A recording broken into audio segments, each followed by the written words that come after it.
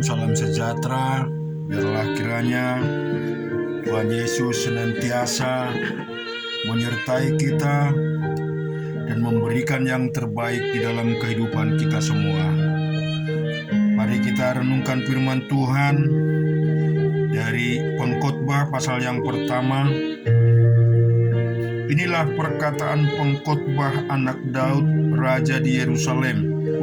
Kesia-siaan belaka, kata pengkhotbah, kesia-siaan belaka. Segala sesuatu adalah sia-sia. Apakah gunanya manusia berusaha dengan jerih payah di bawah matahari? Keturunan yang satu pergi dan keturunan yang lain datang, tetapi bumi tetap ada. Matahari terbit, matahari terbenam, lalu terburu-buru menuju tempat diterbit kembali. Angin bertiup ke selatan, lalu berputar ke utara. Terus-menerus ia berputar, dan dalam putarannya angin itu kembali. Semua sungai mengalir ke laut, tetapi laut tidak juga menjadi penuh. Kemana sungai mengalir, ke situ sungai mengalir selalu.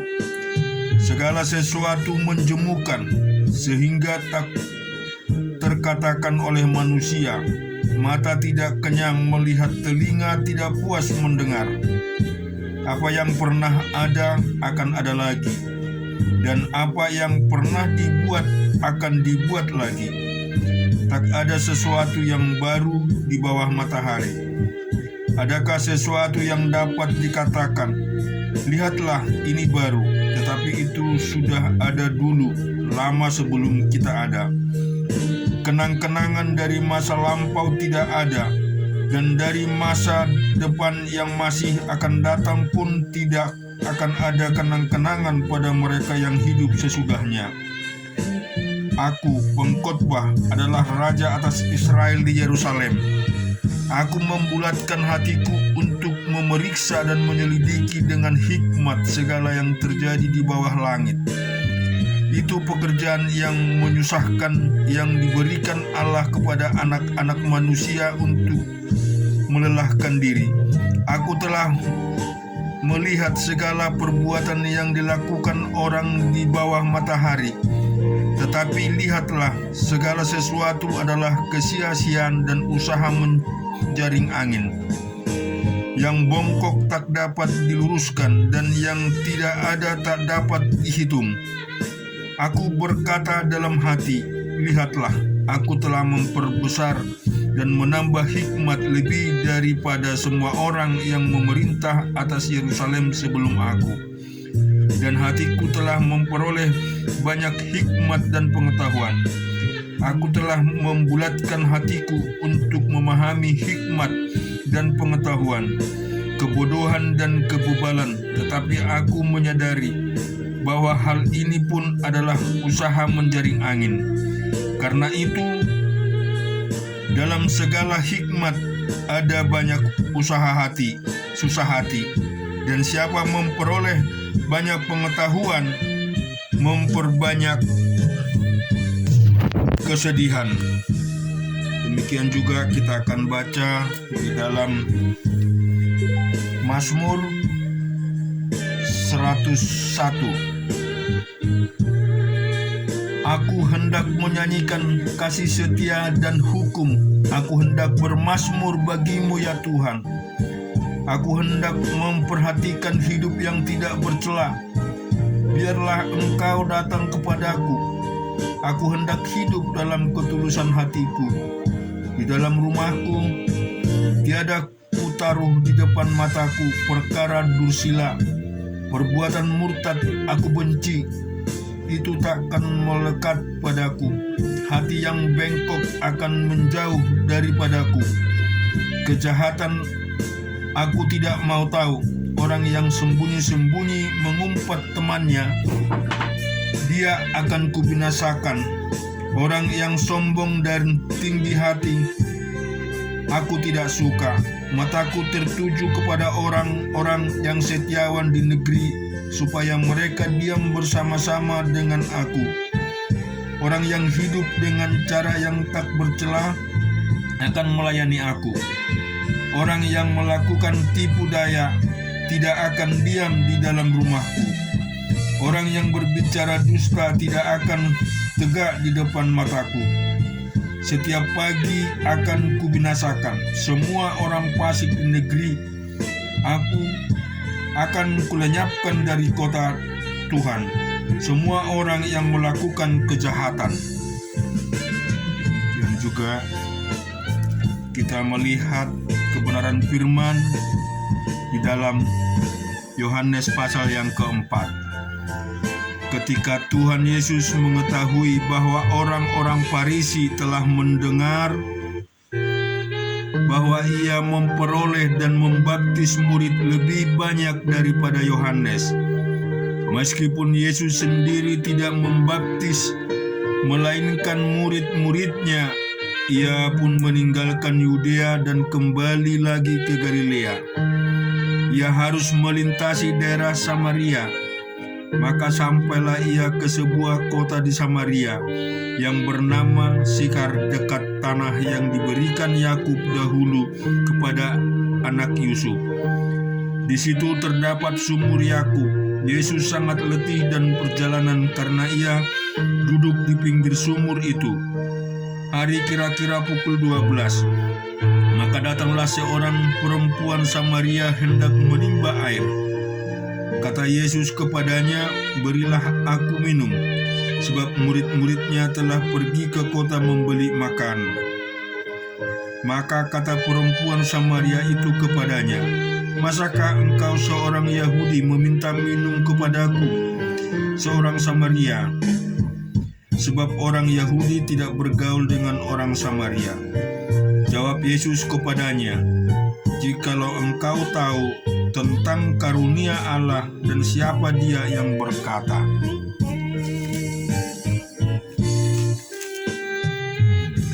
'Kepadamu, berilah aku minum,' niscaya engkau telah meminta kepadanya dan ia telah memberikan kepadamu air hidup." Kata perempuan itu kepadanya, "Tuhan, engkau tidak punya timba dan sumur ini amat dalam. Dari manakah engkau memperoleh air hidup itu? Adakah engkau lebih besar daripada bapa kami Yakub yang memberikan sumur ini kepada kami dan yang telah minum sendiri dari dalamnya, ia serta anak-anaknya dan ternaknya?" Jawab Yesus kepadanya, "Barang siapa minum air ini, ia akan haus lagi. Tetapi barang siapa minum air yang akan kuberikan kepadanya, ia tidak akan haus untuk selama-lamanya. Sebaliknya, ia yang akan kuberikan kepadanya akan menjadi mata air di dalam dirinya, yang terus-menerus memancar sampai kepada bumi yang kekal."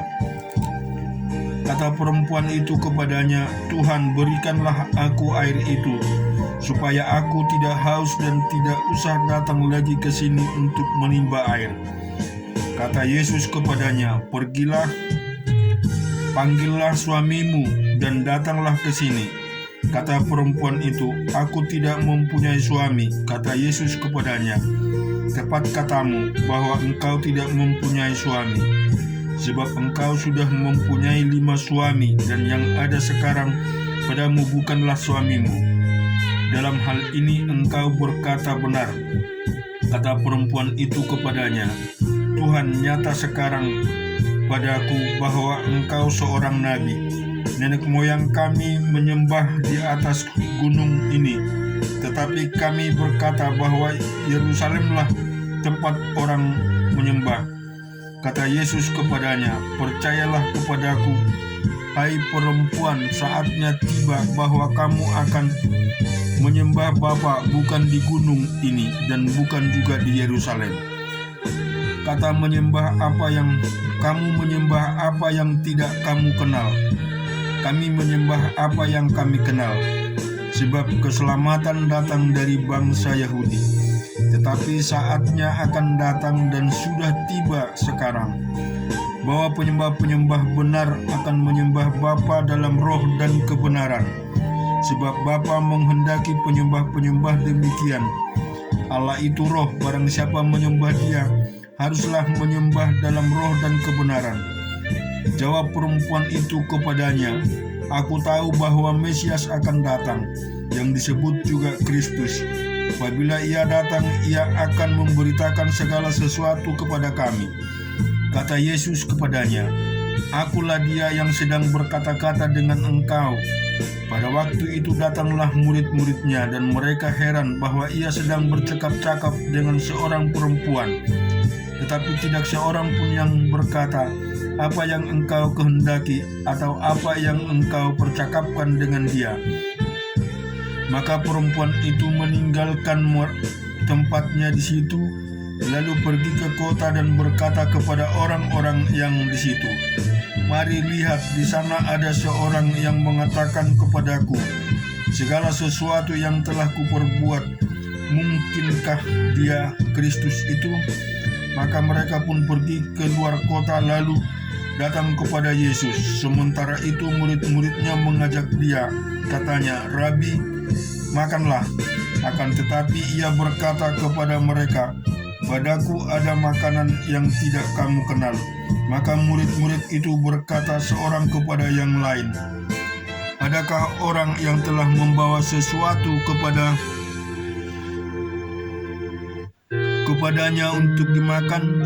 Kata Yesus kepada mereka, makananku ialah melakukan kehendak Dia yang mengutus aku dan menyelesaikan pekerjaannya. Bukankah kamu mengatakan 4 bulan lagi tibalah musim menuai? Tetapi aku berkata kepadamu, lihatlah sekelilingmu dan pandanglah ladang-ladang yang sudah menguning dan matang untuk dituai. Sekarang aku menuai telah menerima upahnya, dan ia mengumpulkan buah untuk hidup yang kekal, sehingga penabur dan penuai sama-sama bersukacita. Sebab dalam hal ini benarlah peribahasa, yang seorang menabur dan yang lain menuai. Aku mengutus kamu untuk menuai apa yang tidak kamu usahakan. Orang-orang lain berusaha dan kamu datang memetik hasil usaha mereka. Dan banyak orang Samaria dari kota itu telah menjadi percaya kepadanya karena perkataan perempuan itu yang bersaksi. Ia mengatakan kepadaku segala sesuatu yang telah kuperbuat. Ketika orang-orang Samaria itu sampai kepada Yesus, mereka meminta kepadanya supaya Ia tinggal pada mereka, dan Ia pun tinggal di situ 2 hari lamanya. Dan lebih banyak lagi orang yang menjadi percaya karena perkataannya.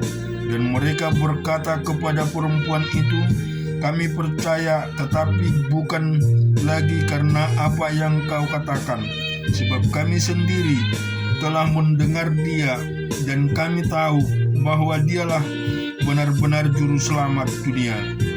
Dan setelah 2 hari itu Yesus berangkat dari sana ke Galilea, sebab Yesus sendiri telah bersaksi bahwa seorang nabi tidak dihormati di negeri sendiri. Maka setelah Ia tiba di Galilea, orang-orang Galilea pun menyambut Dia, karena mereka telah melihat segala sesuatu yang dikerjakannya di Yerusalem pada pesta itu, sebab mereka sendiri pun turut ke pesta itu. Maka Yesus kembali lagi ke Kana di Galilea, di mana Ia membuat air menjadi anggur. Dan ke Kapernaum ada seorang pegawai istana, anaknya sedang sakit. Ketika ia mendengar bahwa Yesus telah datang dari Yudea ke Galilea, pergilah ia kepadanya lalu meminta supaya ia datang dan menyembuhkan anaknya, sebab anaknya itu hampir mati. Maka kata Yesus kepadanya, jika kamu tidak melihat tanda dan mujizat, kamu tidak percaya. Pegawai istana itu berkata kepadanya, Tuhan, datanglah sebelum anakku mati. Kata Yesus kepadanya, pergilah, anakmu hidup. Orang itu percaya akan perkataan yang dikatakan Yesus kepadanya, lalu pergi. Ketika ia masih di tengah jalan, hamba-hambanya telah datang kepadanya dengan kabar bahwa anaknya hidup. ia berkata kepada mereka, "Pukul berapa anak itu mulai sembuh?" Jawab mereka, "Kemarin siang pukul 1 demamnya hilang." Maka teringatlah ayah itu bahwa pada saat itulah Yesus berkata kepadanya, "Anakmu hidup." Lalu ia pun percaya, ia dan seluruh keluarganya. Dan itulah tanda kedua yang dibuat Yesus ketika ia pulang dari Yudea ke Galilea. Kita juga renungkan di dalam Yosua pasal yang ke-13. Setelah Yosua menjadi tua dan lanjut umurnya, berfirmanlah Tuhan kepadanya, "Engkau telah tua dan lanjut umur, dan dari negeri ini masih amat banyak yang belum diduduki. Inilah negeri yang ditinggal segenap wilayah orang Palestina dan seluruh negeri orang Gesur, mulai dari sungai Sikor di sebelah timur Mesir sampai daerah Ekron ke arah utara. Semua itu terhitung tanah orang Kanaan. Ada 5 raja kota orang Palestina, yakni di Gaza, di Asdod, di Askelon, di Gad, dan di Ekron, dan orang Lewi, orang Awi. Di sebelah selatan seluruh negeri orang Kanaan dan Menara dan Meara, kepunyaan orang Sidon, sampai ke Afek, sampai ke daerah orang Amori. Selanjutnya negeri orang Gebal dan seluruh gunung Libanon di sebelah matahari terbit, mulai dari Baal-Gad di kaki gunung Hermon sampai ke jalan yang menuju ke Hamat. Semua orang yang diam di pegunungan, mulai dari gunung Libanon sampai ke Misrepot Main. Semua orang Sidon, aku sendiri akan menghalau mereka dari depan orang Israel.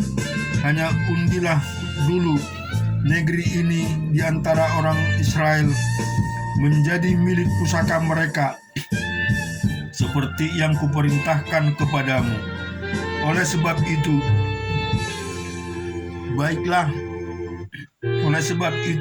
bagikanlah negeri ini kepada suku yang 9 itu, dan kepada suku Manase yang setengah itu menjadi milik pusaka mereka, bersama-sama dengan suku Manase yang setengah lagi orang Ruben dan orang Gad telah menerima milik pusaka mereka yang telah diberikan Musa kepada mereka di sebelah timur Sungai Yordan, seperti yang ditentukan Musa hamba Tuhan itu kepada mereka, yakni mulai dari Arur yang di tepi sungai Arnon kota pada pertengahan sungai itu, dan seluruh dataran tinggi, dan mereka sampai ke Dihon, dan segala kota Sihon raja orang Amori yang pekerjaan di Hesibon sampai ke daerah orang Amon. Selanjutnya Gilead dan daerah orang Gesur dan orang Maka, serta seluruh gunung Hermon dan seluruh tanah Basan sampai ke Salka.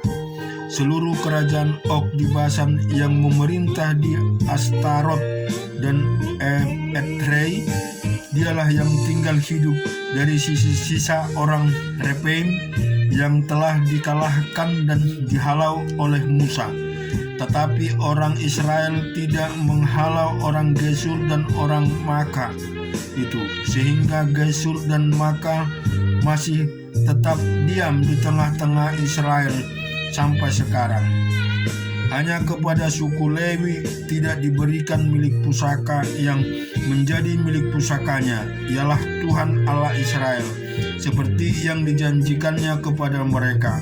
Kepada suku Bani Ruben, menurut kaum-kaum mereka, telah diberikan Musa bagian ini, dan kepunyaan mereka pun mulai dari Arur yang di tepi sungai Arnon, kota pada pertengahan sungai itu, dan seluruh dataran tinggi dekat Medeba, Hesibon dan segala kotanya yang di dataran tinggi, yakni di Bamot Bal, Bet Bal Meon, Yahas Kedemot, Metpat, Kiriataim, Siba, Zaret, Hasahar di atas gunung di lembah itu, Bet Peor, lereng-lereng gunung Pisga, Bet Yesimot, selanjutnya segala kota di dataran tinggi itu, dan di seluruh kerajaan Sibon, raja orang Amori, yang memerintah di Hesibon, dan dikalahkan oleh Musa. Pertama-tama dia juga dikalahkannya raja-raja Midian, yakni Ewi, Rekem, Jubhur, dan Reba, raja-raja bawahan Sihon, penduduk negeri itu. Juga Bileam bin Beor, juru tenun itu, telah dibunuh oleh orang Israel dengan pedang, beserta orang-orang yang telah mati tertikam oleh mereka. Jadi atas daerah Bani Ruben ialah sungai Yordan dengan daerah pinggiran. Itulah milik pusaka Bani Ruben menurut kaum-kaum mereka, yakni kota-kota dengan desa-desanya. Kepada suku Gad, yakni kepada Bani Gad menurut kaum-kaum mereka, yang diberikan Musa bagian ini. Daerah kepunyaan mereka itulah Yaesar dan segala kota negeri Gilead, serta setengah negeri orang Amon sampai ke Arur yang di sebelah timur Raba, yakni mulai dari Hesibon sampai ke Ramat Mispa dan Betonim, dan negeri Mahanim sampai ke daerah Debir, dan di lembah Bet Haram, Bet Nimra, Sukot, dan Japon, sisa kerajaan Sihon, raja Hisbon, sungai Yordan dengan daerah pinggirannya sampai ke ujung danau Kineret di sebelah timur sungai Yordan. Itulah milik pusaka Bani Gad menurut kaum-kaum mereka, yakni kota-kota dan dengan desa-desanya. Kepada suku Manase yang setengah itu, yakni kepada puak Bani Manase yang setengah itu menurut kaum-kaum mereka, telah diberikan Musa bagian ini. Daerah mereka mulai dari Mahanaim, seluruh Basan, seluruh kerajaan Og, raja Basan, dan segenap Hawat Yair yang di Basan itu, 60 kota banyaknya. Selanjutnya setengah Gilead, Astoret, dan Etrei, kota-kota kerajaan Og di Basan, menjadi bagian Bani Mahir, anak Manase, yaitu bagian setengah Bani Mahir menurut kaum-kaum mereka. Itulah semuanya yang dibagikan Musa sebagai milik pusaka di dataran Moab di sebelah timur sungai Yordan dekat Yeriko. Tetapi kepada suku Lewi, Musa tidak memberikan milik pusaka Tuhan Allah Israel. Dialah yang menjadi milik pusaka mereka, seperti yang dijanjikannya kepada mereka. Syukur kepada Tuhan Yesus jika kita bisa merenungkan kebenaran firman Tuhan. Dan pada saat ini firman berkata, tiba saatnya akan datang dan sudah tiba sekarang, bahwa penyembah-penyembah benar akan menyembah Bapa dalam roh kebenaran, sebab Bapa menghendaki penyembah-penyembah demikian. Mari kita selalu memuliakan namanya, meninggikan nama Yesus, memberikan syukur di dalam hidup kita, bahwa dialah penolong, dialah pemimpin, dialah yang menuntun hidup kita, bahkan memberikan akal budi hikmat di dalam kehidupan kita semua. Amin.